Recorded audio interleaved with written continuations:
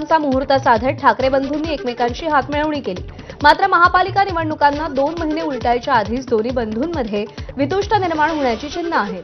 मनसे अध्यक्ष राज ठाकरेंनी घेतलेली एकनाथ शिंदेंची भेट हे मतभेदाचं महत्त्वाचं कारण ठरतंय। भेटीवरती आक्षेप घेणाऱ्या ठाकरे सेनेला राज ठाकरेंनी चांगलंच सुनावलंय।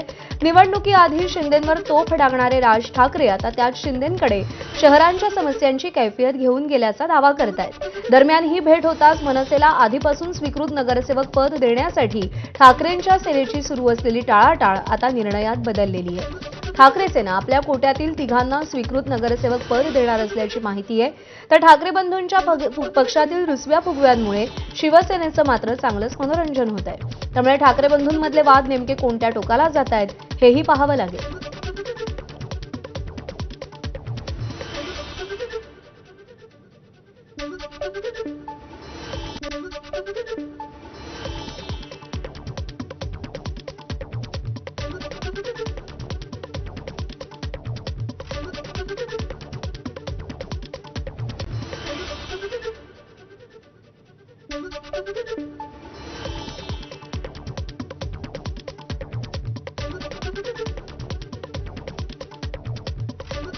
तर ठाकरे बंधूंमधल्या विसंवादाच्या चर्चेवरून दोन्ही बाजूच्या नेत्यांच्या काय भूमिका आहेत आपण पाहूया।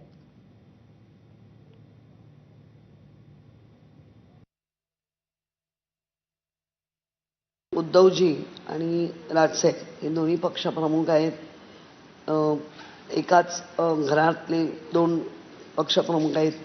काल आदित्यांबरोबर राजसाहेब होते, त्यामुळे त्या गोष्टीमध्ये नक्की काय एकमत झालं हे संदीपला माहिती आहे का, मलाही नाही माहिती।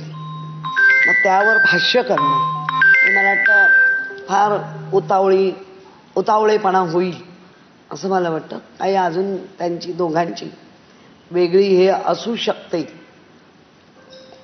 त्या भाष्याला मी काही म्हणणार नाही।